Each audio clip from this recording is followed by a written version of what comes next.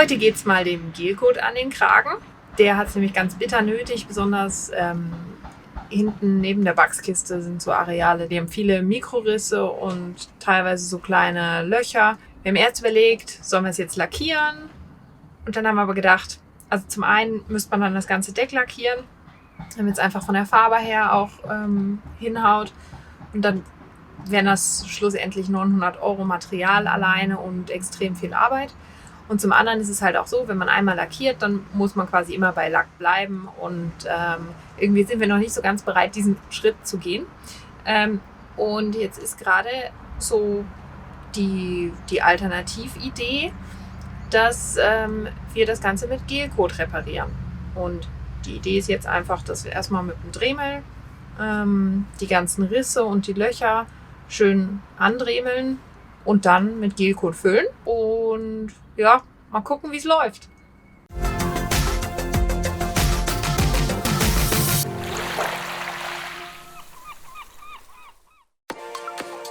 Also geht's los mit dem Dremeln. Dafür benutze ich einen kleinen runden Fräskopf. Ich will nichts zu Spitzes nehmen, weil ich schön kontrolliert nur so tief dremeln will, wie wirklich nötig. Teilweise sind es auch nur kleine Löcher, die man punktuell andremeln muss. Eine gewisse Tiefe sollte das Loch aber haben, damit nachher der Gelcoat gut haften kann. Kommen wir zu Fehler Nummer 1. Zu faul sein zum Decksbeschläge abbauen. Warum das eine schlechte Idee ist, seht ihr nachher. Mehrfach. Es gibt nebst den kleinen Löchern auch viele größere Risse, die sich lang ziehen und die auch tiefer sind, als man meinen könnte. Aber die gute Nachricht ist, dass in den wenigsten Fällen die Risse bis ins Laminat gehen. Somit ist das Laminat nicht feucht und weich geworden. Was ihr jetzt hier seht, ist das Dremeln in 25-facher Geschwindigkeit. Links zum Dremel und den verschiedenen Aufsätzen findet ihr unten in der Beschreibung. Biber lag die letzten 25 Jahre in der gleichen Box mit Popo Richtung Süden.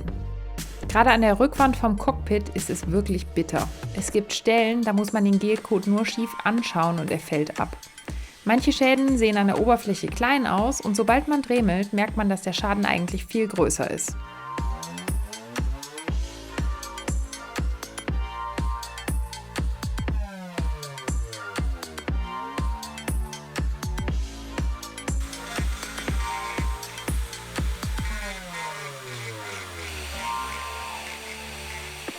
Nach dem Dremeln kommt das Anschleifen der ganzen Fläche. Sonst hält der neue Gelcoat nicht. Kommen wir zu Fehler Nummer 2. Fehler Nummer 1, ignorieren und denken, ach komm, ich schleife da jetzt mal drumherum, das geht schon irgendwie. Ich bin leider nicht der fleißigste Mensch auf Erden, aber dass die Rechnung so nicht aufgeht, darauf hätte sogar ich kommen müssen. Es wäre 100-mal schneller gewesen, die Einfüllstutzen mal eben abzubauen und dann mit der Maschine zu schleifen.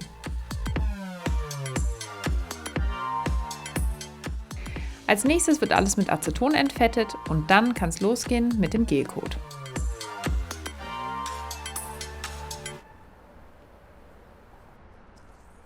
Mal 75 Gramm.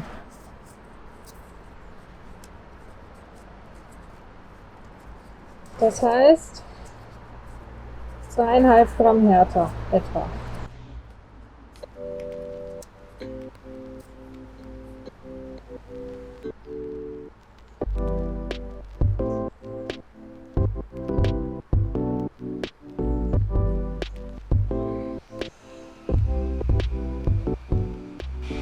Zeigt viel zu wenig an, oder? Ich weiß nicht, was der zeigt. Jetzt 1 Gramm. Das Geist im Fall so kleines Zeug braucht recht viel. Fehler Nummer 3. Nicht auf sein Gefühl hören. Wenn dir dein Gefühl sagt, es ist zu viel härter, dann ist es das vermutlich auch.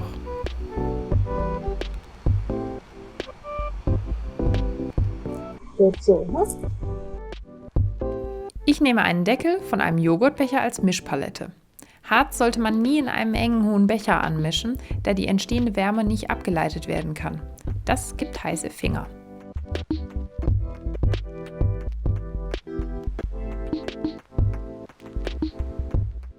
Als nächstes trage ich den Gelcoat mit einem Spachtel auf.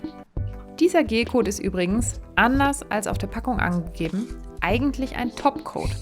Der Unterschied zwischen Gelcoat und Topcoat ist, dass Topcoat einen Wachs enthält, der beim Aushärten an die Oberfläche geschwemmt wird und so eine luftdichte Schicht bildet. Denn Gelcoat härtet nur unter Ausschluss von Luft durch. Man kann aber aus jedem Gelcoat einen Topcoat machen, indem man den Wachs beimischt oder nach dem Auftragen PVA aufträgt. Der Effekt ist derselbe. Wenn der Gelcoat keinen Wachs enthält und kein PVA aufgetragen wird, dann bleibt die Oberfläche klebrig. Das ist zum Beispiel gewünscht, wenn der Gelcoat im Formbau die erste Schicht bildet. Auch wenn man mehrere Schichten übereinander haben möchte, ist es gut, wenn kein Wachs enthalten ist, denn den muss man sonst vor jeder neuen Schicht mühselig abschleifen und abwaschen. Bei Harz gibt es übrigens die gleiche Unterscheidung. Im Englischen heißt das Harz ohne Wachs Laminating Resin, das mit Wachs heißt Finishing Resin. Soll ich das da verstreichen? Mhm.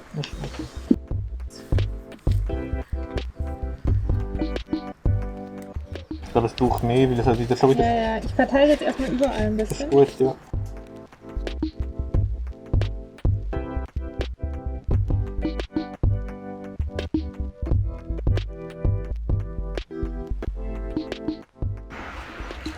Oh, ich glaube, da ist zu viel härter drin. So? Ja, Ah, nicht so hart. guck mal. Ja, scheiße. Ja, super. Kannst du nicht noch irgendwie brauchen, oder für die grossen Löcher? Ich weiß es nicht, nein. Fehler Nummer 4. Noch den letzten Gelcoat auftragen wollen, obwohl er schon hart ist. Sehr verlockend, mache ich immer mal wieder und ärgere mich nachher. Ich denke dann, ach komm, das benutze ich jetzt noch schnell. Und nachher verbringe ich Stunden damit, den Scheiß wieder runterzuschleifen. Ja, dann nehmen wir mal noch ein bisschen, dass wir schnell arbeiten können, weißt Ja, ist besser nicht mehr gebrochen. du? Ja, das ist zu viel, ja. Ich hatte schon öfter das Gefühl, dass die Waage ein Scheiß ist. Ja, dann holen wir eine neue. Ich das dann einfach hin. Au! Es ist richtig heiß. Ja. So 70 Grad. Also das war jetzt ein Satz mit X. Das war, glaube ich, so ziemlich das schlimmste Bootsprojekt, was ich jemals in Angriff genommen habe. Zum einen ist irgendwie die Waage, glaube ich, kaputt. Und ich habe schon die ganze Zeit gedacht, boah, das ist aber viel härter. 2-3% härter, das müsste doch irgendwie weniger sein. Und ja gut, okay, dann habe ich mal irgendwann aufgehört, aber es war offenbar trotzdem viel zu viel härter, weil innerhalb von 2 Minuten war nachher alles steinhart und wurde auch noch heiß. Also ich habe mir noch ordentlich die Finger dran verbrannt. Dann haben wir irgendwie nochmal neu angemischt und das dann nochmal aufs Deck geklatscht, aber so wie das jetzt aussieht, gut, dass das nicht schön werden würde, das habe ich erwartet. Aber das war jetzt irgendwie eine recht stressige Situation mit diesem heißen Zeug und so. Ja, ich denke, wir lassen das jetzt mal aushärten und dann kommen wir morgen wieder und schleifen das ab und dann mal gucken, wie die Katastrophe dann aussieht. Tomorrow.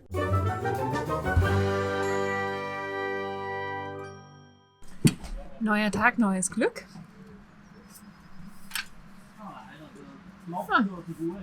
Der Gelcoat-Versuch ist zumindest getrocknet. Dann würde ich sagen, geht's jetzt ans Schleifen. Fehler Nummer 5. Fehler Nummer 1 immer noch ignorieren. Wie viel einfacher das Leben doch gewesen wäre, wenn man direkt von Anfang an die Einfüllstutzen entfernt hätte. Wer es nicht im Kopf hat, hat's in den Schleifhänden. Mit Schleifmaschine, Dremel, Dreiecksschleifer und Handschleifpapier schleifen wir abwechselnd das ab, was wir zu viel aufgetragen haben. Und das ganze Zeug, was zu viel Härter drin hatte, kann man einfach so mit dem Spachtel wieder runterkratzen. So sieht das also nach einem ganzen Tag Schleifen aus. Und, fällt euch was auf? Fehler Nummer 1 ist nun endlich behoben. Many unbearable hours later. So, wieder zurück am Boot und es hat sich einiges getan. Ihr seht, wir haben einen neuen Tellerschleifer und wir haben doch noch die Decksbeschläge entfernt und eine zweite Runde Löcher gestopft. Dieses Mal mit angedicktem Polyesterharz. Leider war der Akku leer, deshalb gibt es kein Füllmaterial. Gilt das als Fehler Nummer 6? Vermutlich schon, ha? Eine riesengroße Baustelle war der Pütting am Achterstab. Oberflächlich sah man nur ein bisschen Lack und ein paar Haarrisse, aber darunter verbarg sich eine riesige Menge Epoxid, das Gelbe, und noch tiefere Risse. Wie man sehen kann, sind das wirklich strukturelle Schäden, die von der Kraft vom Achter stark ausgehen. Wir haben die Risse noch weiter aufgedremelt, alles Epoxid entfernt und dann mit Glasmatten und Polyesterharz aufgefüllt. Der Akku ist wieder voll, also kann das Filmen weitergehen.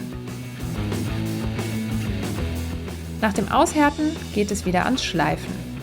Alle überstehende Spachtelmasse wird plan geschliffen. Mit der neuen Schleifmaschine geht das viel besser als mit der alten.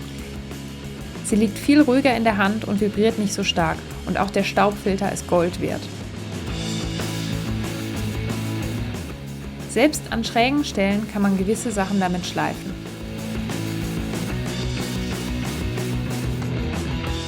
Aber das Feintuning geht dann besser mit dem Makita Bandschleifer. Links zu den Schleifmaschinen findet ihr unten.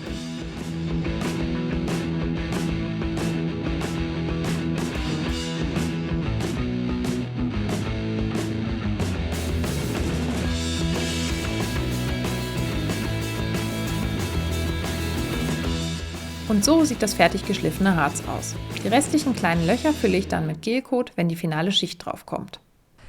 Es gibt jetzt hier eine kleine Planänderung. Wir haben eigentlich Gelcoat bestellt in unserer RAL-Farbe, also quasi wirklich so, dass wir das dann idealerweise einfach auftragen können auf die beschädigten Stellen und keine Farbanpassungen mehr machen müssen. Da es aber ja in Deutschland ein Styrolverbot gibt, haben wir den Gelcoat in Spanien bestellt. Der wäre jetzt eigentlich mit DPD gekommen. Stattdessen kam dann irgendwie die Benachrichtigung, das Paket sei beschädigt worden und geht zum Händler zurück. Jetzt ist dummerweise auch noch das Osterwochenende. Jetzt muss der Händler aus Spanien eigentlich ein neues Paket uns zukommen lassen. Das wird aber nichts mehr vor Ende April. Und wir müssen zwingend Ende April hier aus dem Winterlager weg sein. Und ins Wasser kommen wir bis dann definitiv nicht. Das heißt, jetzt eine ganz spontane Aktion. Wir bringen heute das Boot vor die Werkstatt vom Marc. Die ist nämlich auf einem Bauernhof und hinter der Scheune vom Bauernhof können wir das Boot hinstellen. Mal sehen, wie das alles so funktioniert. Biber kommt relativ unbeschadet an seinen neuen Stellplatz und hier können die Arbeiten weitergehen. Und beim nächsten Mal wird das ganze Heck plötzlich wieder ansehnlich. Und außerdem erkläre ich euch, warum ich Gelcoat benutze und nicht Lack wie sonst alle. Bis dann!